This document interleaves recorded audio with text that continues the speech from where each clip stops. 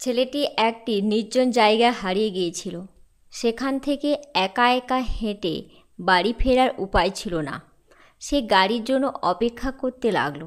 চারিদিকে শুধু অন্ধকার, পেঁচার ডাক আর গভীর নিস্তব্ধতা।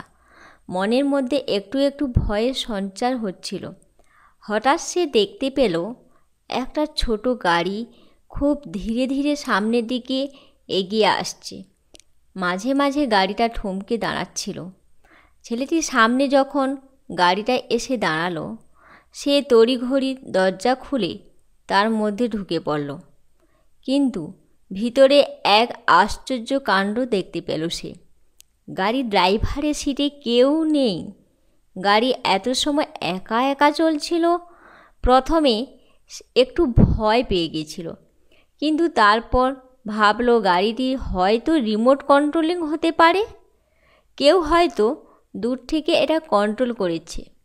তাই সে একটু সাহস নিয়ে ভেতরে বসে রইল। গাড়িটি খুব ধীরে ধীরে সামনের দিকে এগিয়ে চলল। কিছুক্ষণ যাওয়ার পর রাস্তাটি ডান দিকে বাঁক নিল, আর ওই বাঁকের কাছে হঠাৎ দুটো হাত এসে গাড়ি স্টিয়ারিং ধরে গাড়িটিকে রাস্তা বরাবর ডান দিকে ঘুরিয়ে দিল। তারপর হাত দুটো আবার উধাও হয়ে গেল। ছেলেটি এবার সত্যি সত্যিই ভয় পেয়ে গেল। সে ভাবল এটা নিশ্চয়ই ভুতুড়ে কাণ্ড হবে। কোনো ড্রাইভার নেই, কেউ নেই। হঠাৎ একজোড়া হাত এসে গাড়ি কন্ট্রোল করছে। ছেলেটি ভয়ে পালাতেও পারল না। মরতে হলে তো ভূতের হাতেই মরতে হবে। হয় গাড়ির ভেতরে মরব, না হয় গাড়ির বাইরে অন্ধকারে। তাই সে একটু সাহস নিয়ে বসেই থাকলো, দেখা যাক এরপর কি হয়।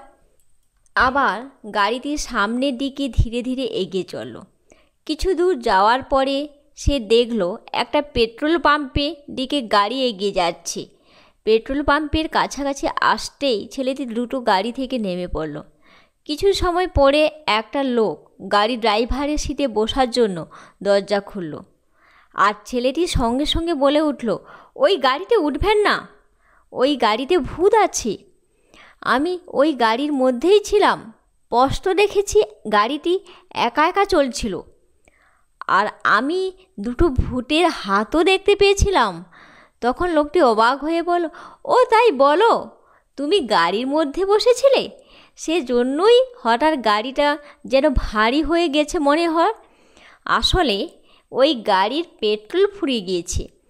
নির্জন জায়গায় পেট্রোল পাম্প ছিল না বলে আমি পিছন থেকে গাড়িটি ঠেলে ঠেলে এখানে এনেছি।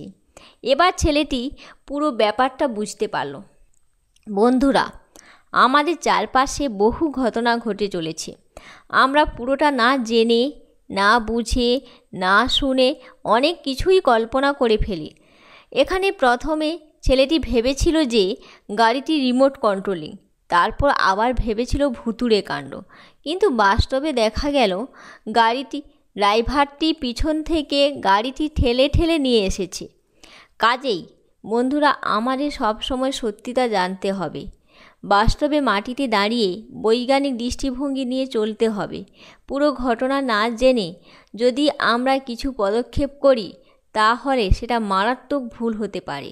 কাজেই এখন থেকে সতর্কভাবে সজাগ দৃষ্টিভঙ্গি নিয়ে চলতে শিখুন।